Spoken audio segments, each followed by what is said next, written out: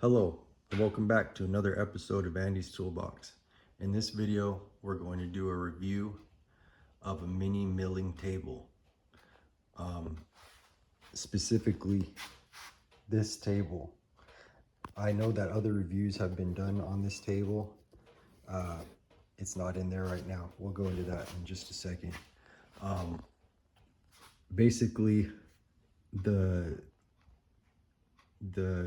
opinion is that this table is not good enough for milling on, and people complain about that it has run out and slop in the ways and all that. And from people not knowing how to tighten the adjusting screws to people using giant half-inch milling bits and trying to take off large amounts of material, I'm going to tell you how to use this milling tool the right way and for what it's supposed to be used for.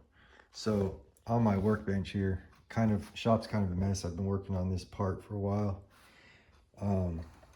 Basically what happened was my stiletto OTF knife.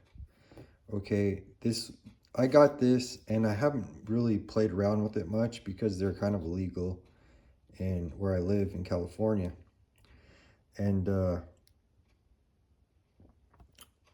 this knife has always been very, very stiff. Okay, I never took it apart because I don't really know how these work, and I didn't want to like shoot myself with it.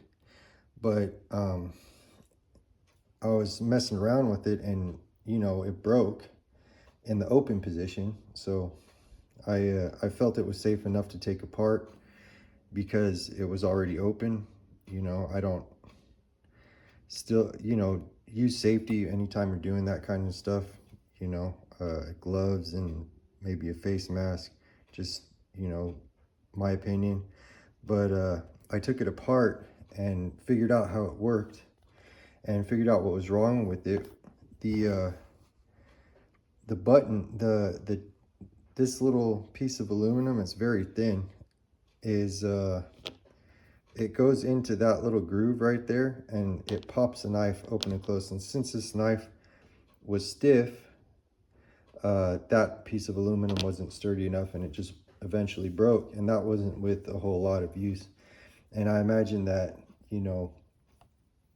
for the $25 or $30 I paid for this knife, that this piece of aluminum probably should have been like a hardened steel, probably, for all that it does.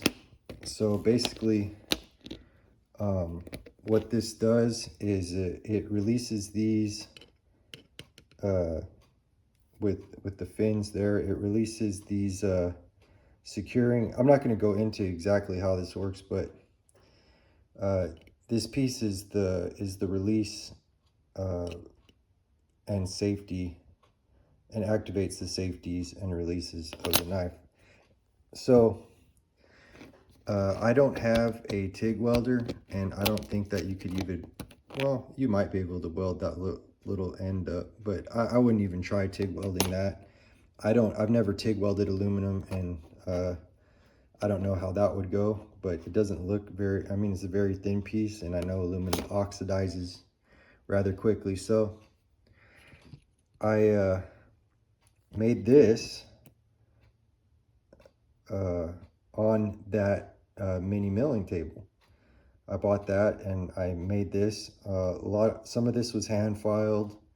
The outside edges were hand filed. I cut the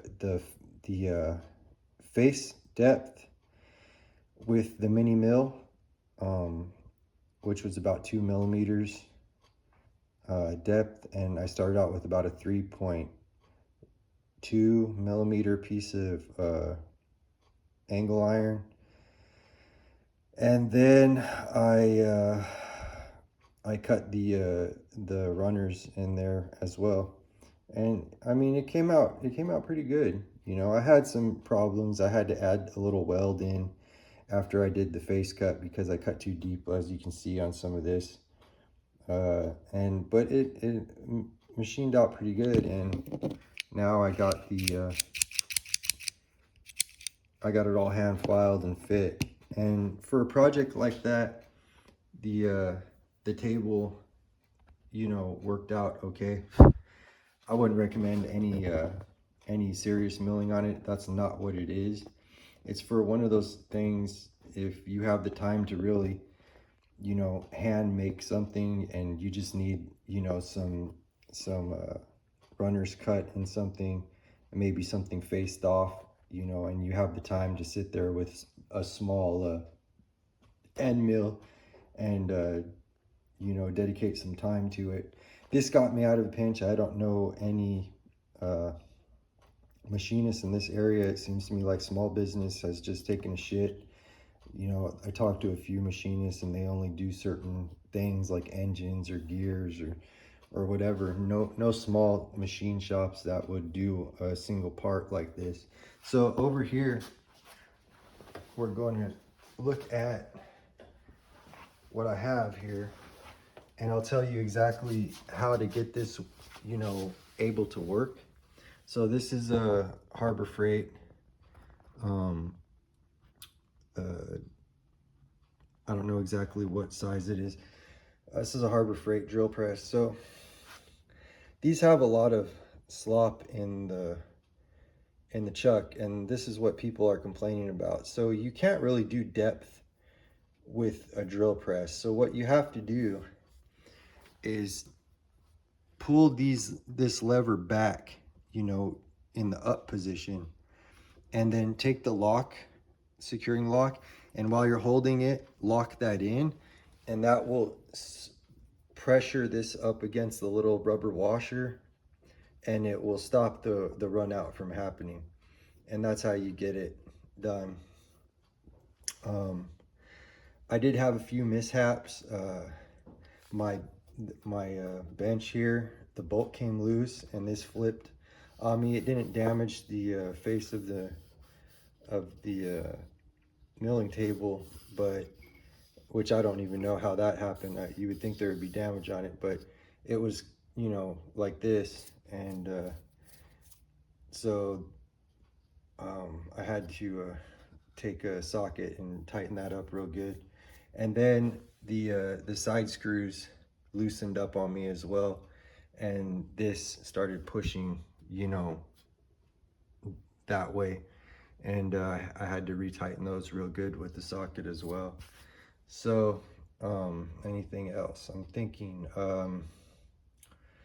Yeah, these adjustment screws, just make sure they're real tight. Also, the back nut likes to walk out.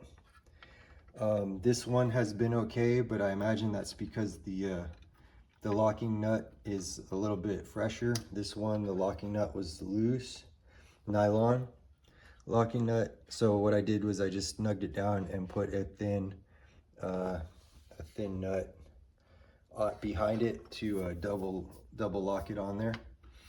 And other than that, I mean, everything worked out, and you can see that I actually did machine with precision, because this all had to be precision cut here, and all had to be, you know, right. And I'm not quite finished with this piece.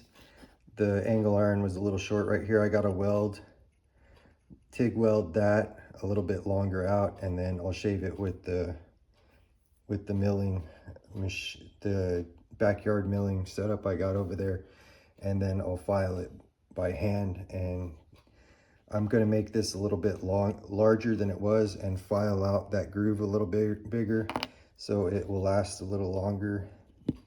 And I might add some weld on this fin right here to beef that up a little, because the depth on the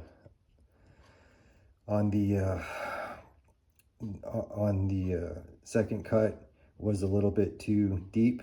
But that's all okay with me, because with all due respect, this was aluminum, and steel is 1.5 to 3 times as strong as aluminum. So even I did the math, and this piece should be, you know, anywhere from a third to 50% stronger than this was.